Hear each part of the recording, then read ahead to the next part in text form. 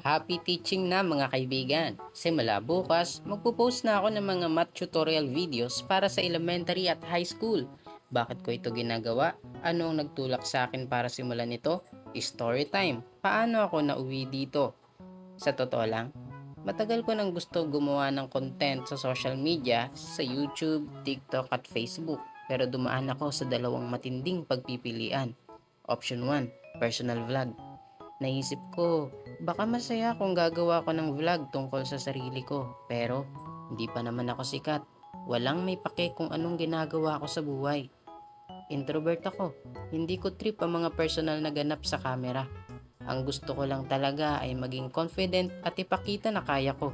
Pero sabi ko sa sarili ko, hindi naman kailangang malaman ng lahat ang personal kong buhay.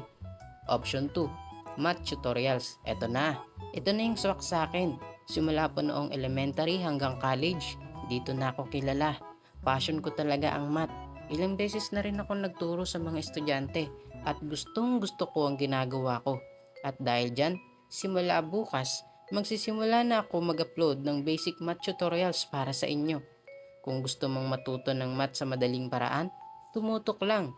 Hit subscribe for YouTube, follow for Facebook and TikTok, react, comment and share.